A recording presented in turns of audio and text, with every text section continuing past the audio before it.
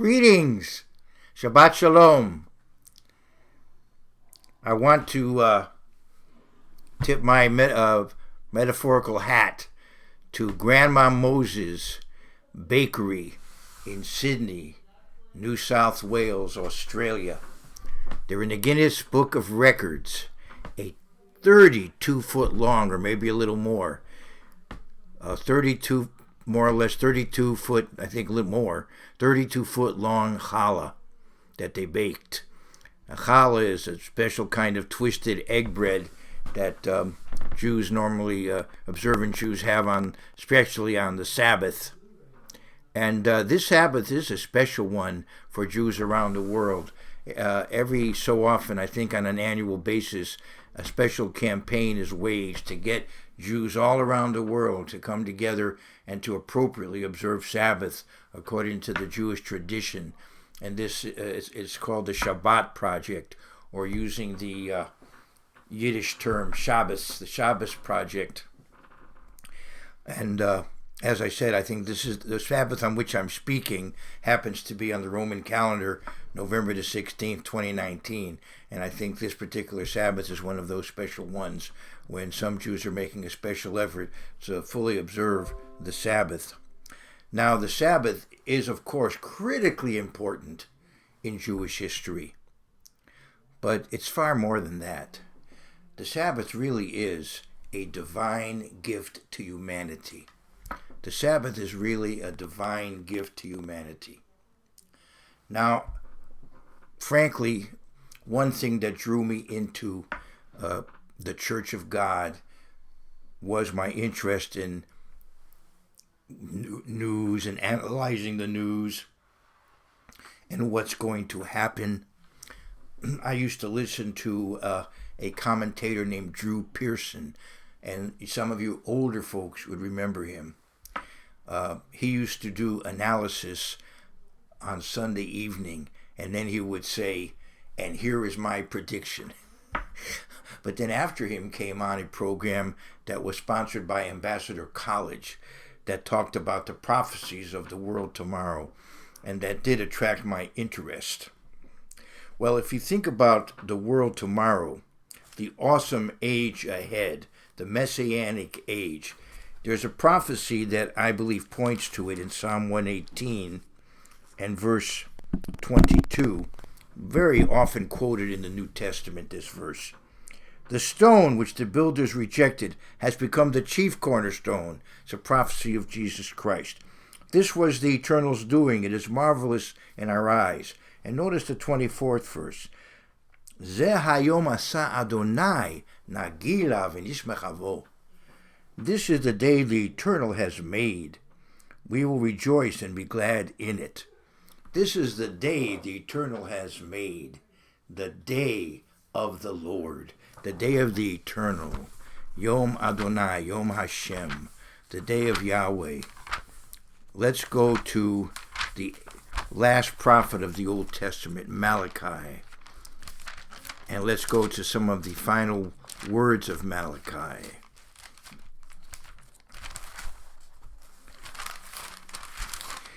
He says in the 5th verse of chapter 4, Behold, I will send you Elijah the prophet before the coming of the great and dreadful day of the Lord, the day of the Eternal. This begins with judgment on the world. It then extends into a millennium. It then extends into a great white throne judgment period, and then extends into eternity, the day of the Lord. And really, the book of Revelation is about that. It's a book about end-time prophecy. It's the apocalypse. It's the revelation of end-time prophecy. How does it all, come to a climax? That's what the book of Revelation tells us. And before you get there, let's go to 2 Peter, the 3rd chapter. And in verse 10, what he says. But the day of the Lord will come as a thief in the night, and here's ultimately where it leads, in which the heavens in which the heavens will pass away with a great noise, and the elements will melt with fervent heat. Both the earth and the works that are in it will be burned up. as one novelist wrote years ago, the fire next time. I think that may have come from what we used to call a Negro spiritual. The book of Revelation is about that end time. So you can imagine why John wrote what he did in the beginning. Revelation 1 and verse 10. He says, I was in the Spirit on the Lord's day.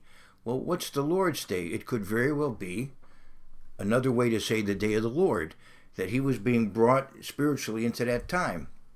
You know, that's what much of the book is about, right? I was in the Spirit on the Lord's day, and I heard behind me a loud voice as of a trumpet. And we go into that. Now, that's one possible way to understand this verse. There's, of course, another way to understand it, because we know that the Eternal sanctified the seventh day. He sanctified it. It's his holy day.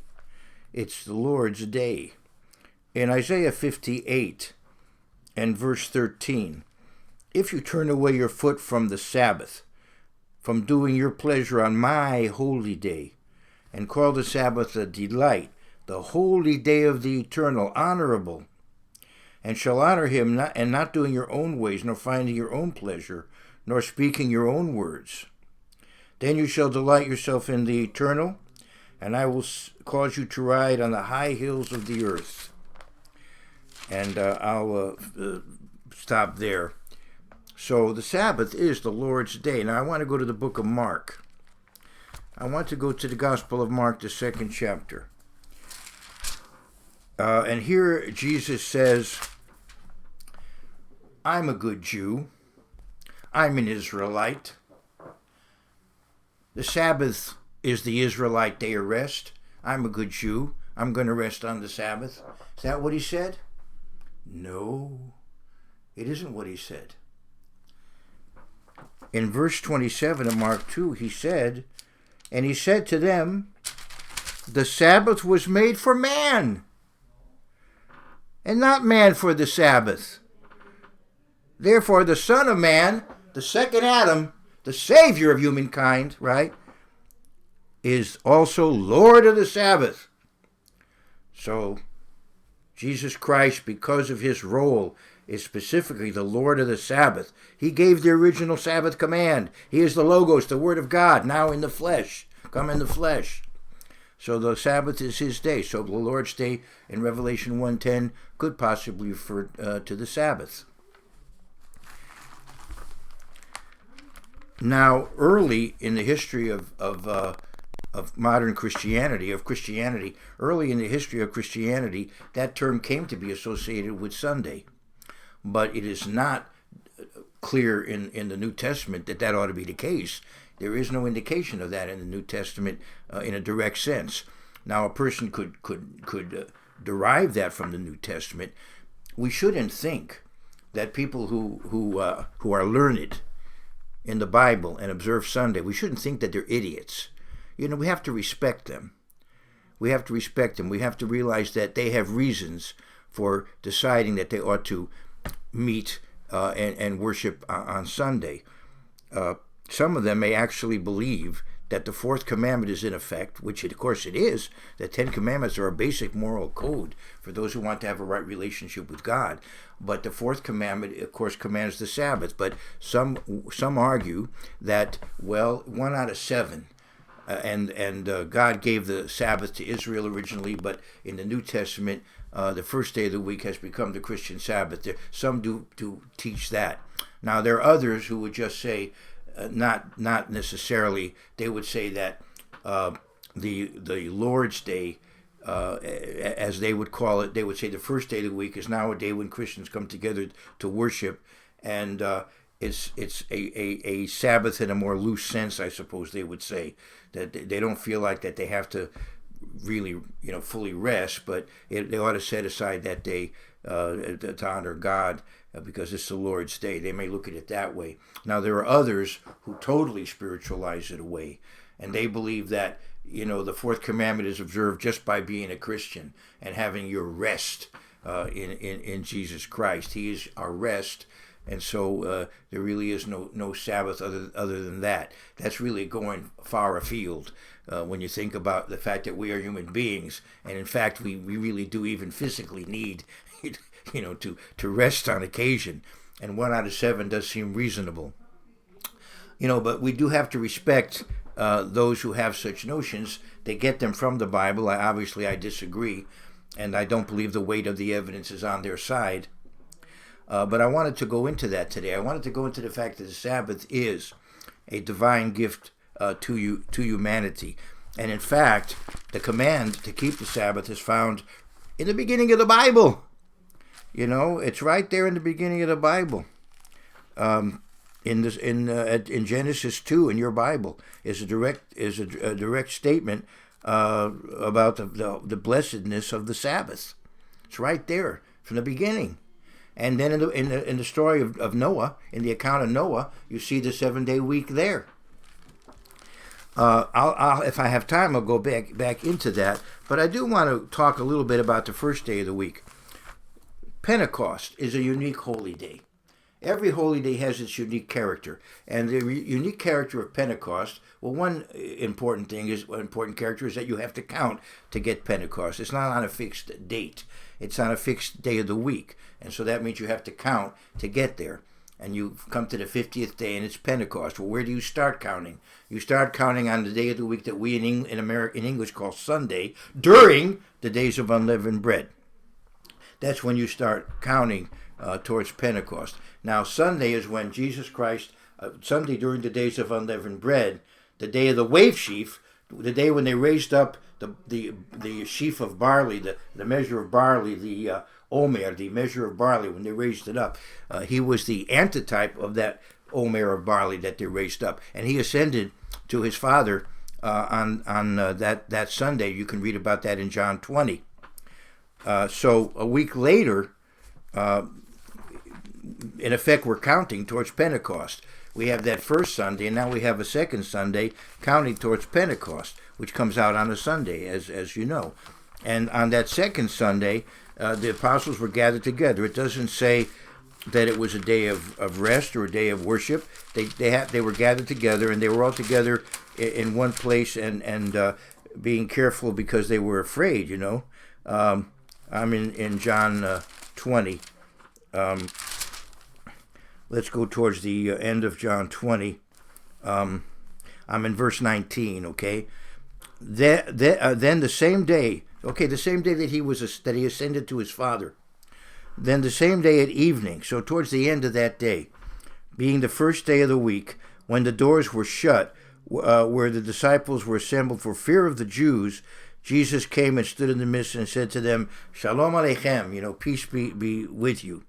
So they were there. They were gathered together, and it seemed like they came together basically to kind of help each other out, and they were afraid. That's all that it says, and it's a week after the ascension, and so there they are, a week after the ascension,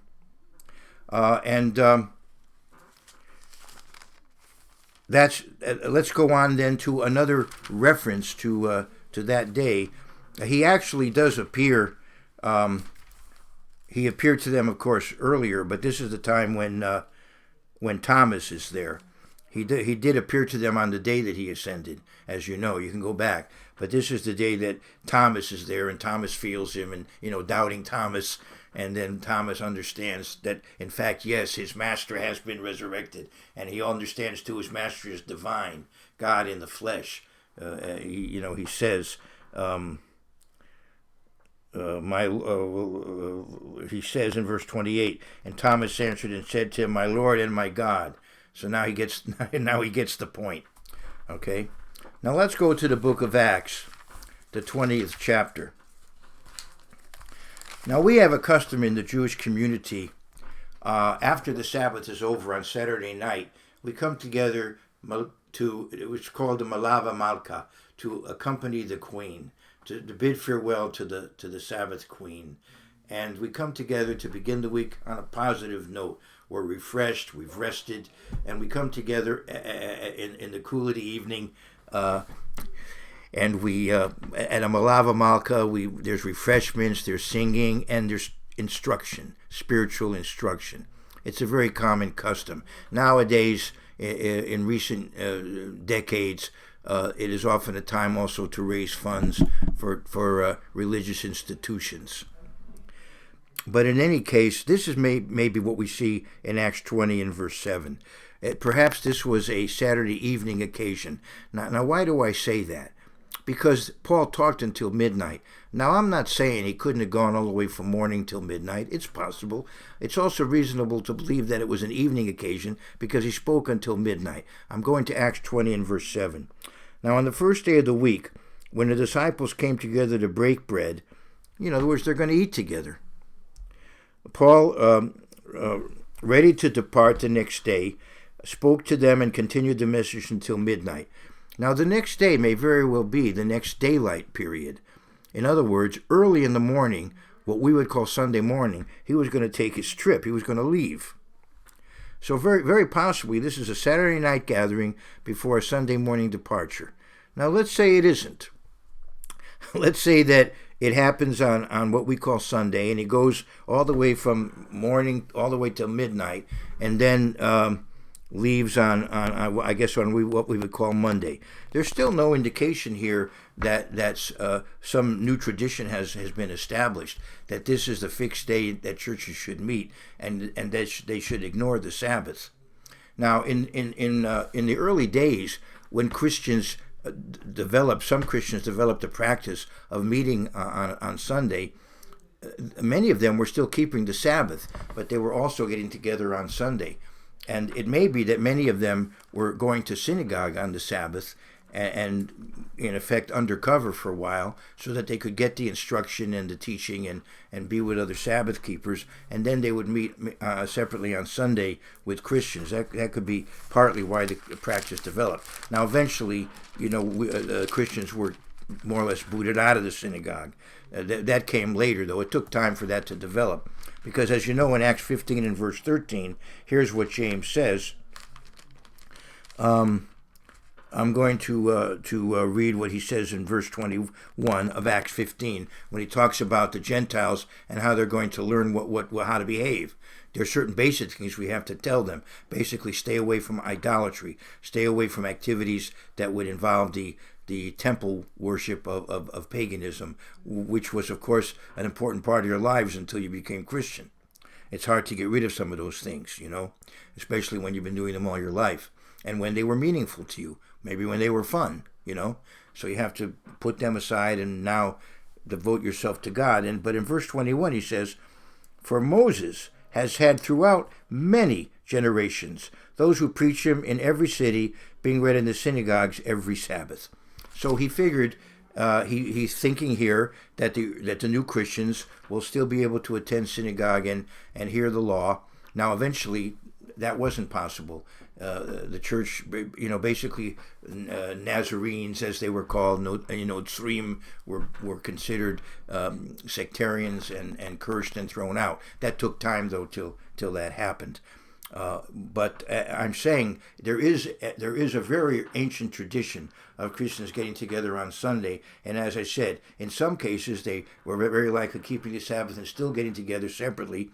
In other cases, maybe they had made the mistake of dropping the Sabbath and keeping Sunday.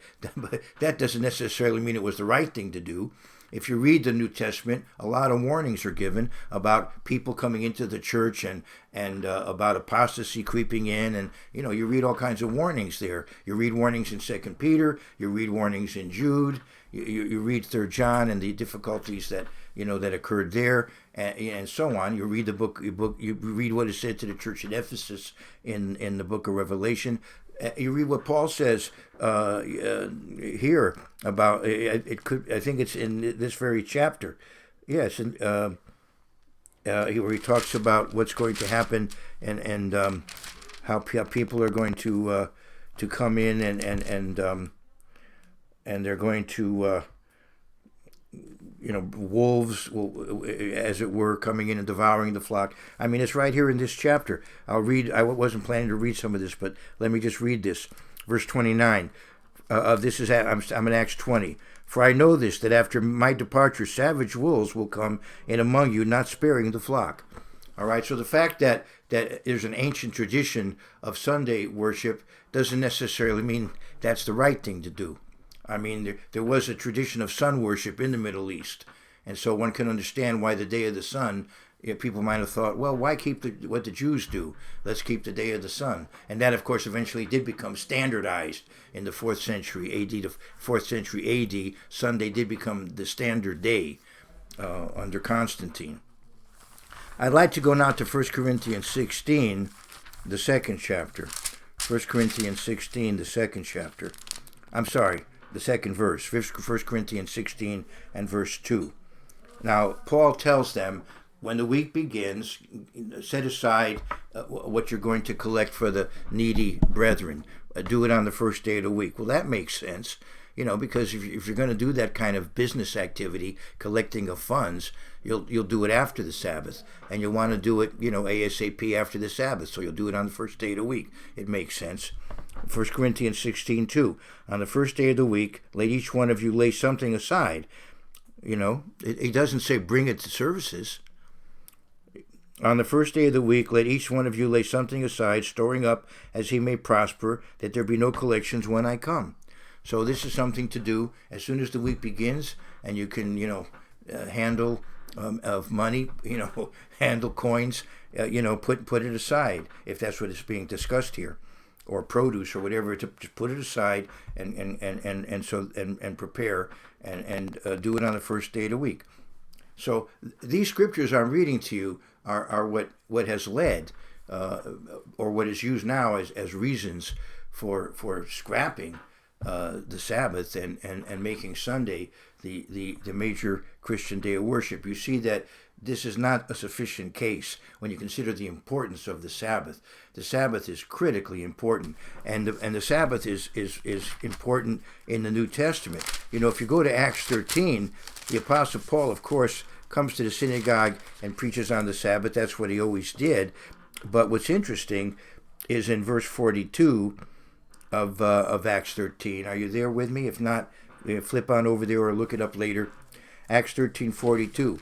So when the Jews went out of the synagogue, the Gentiles begged that these words might be preached to them the next Sabbath.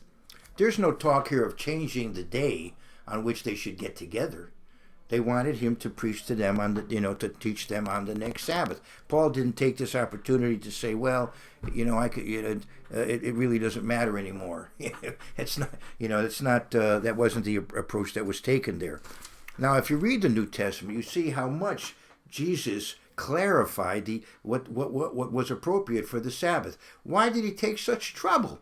There's so many verses in the New Testament, including what I read in Mark. He took so much trouble to talk about proper observance of the Sabbath. Why?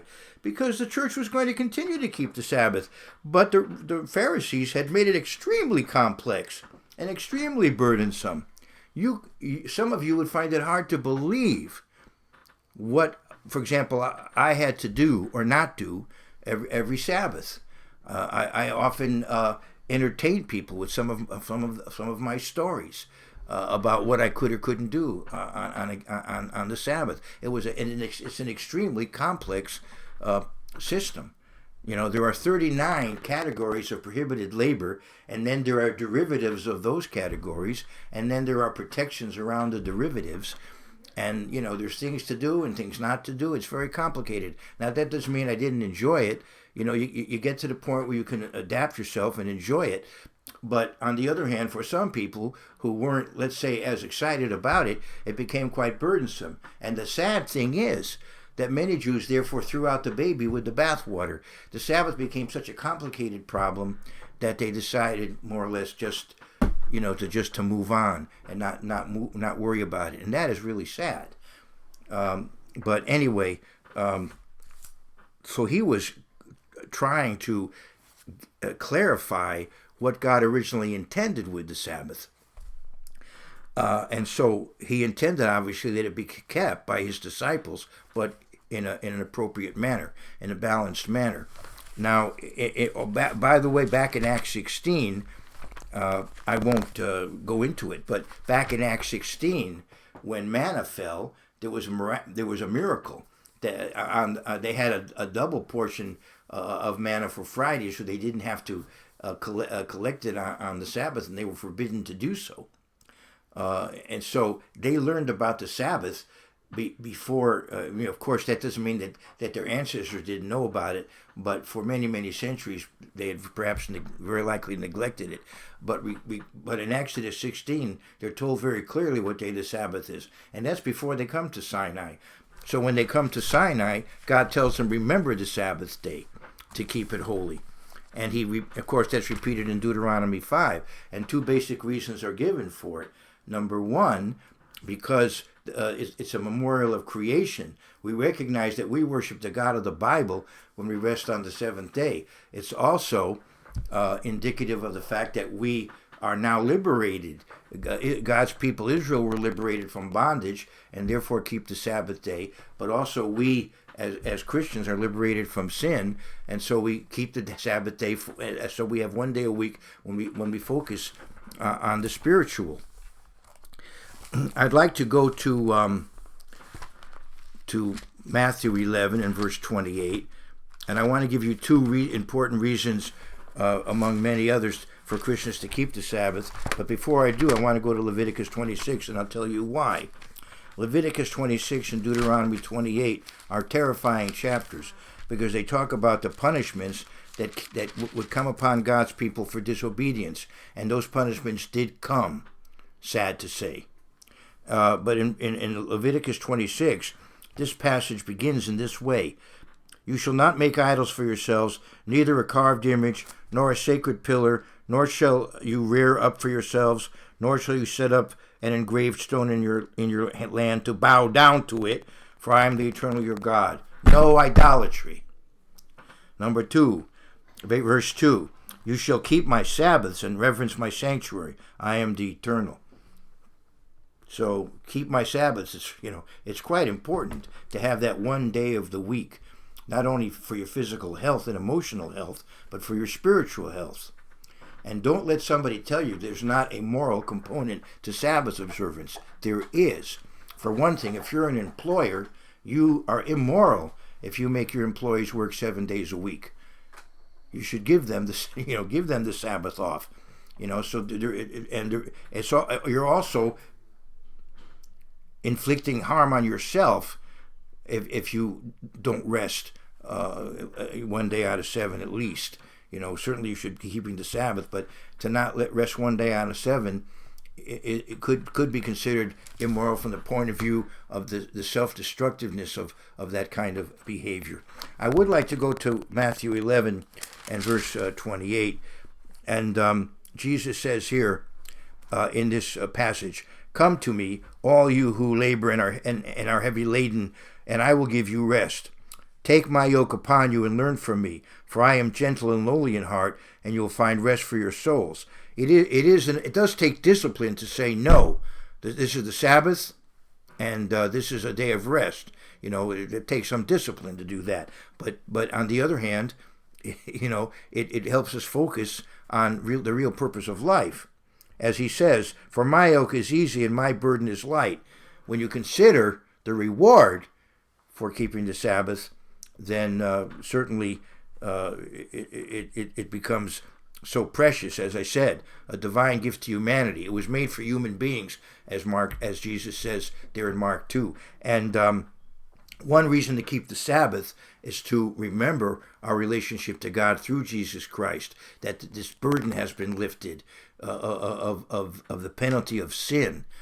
We have our rest in the eternal, but that 1 day a week reminds us of that.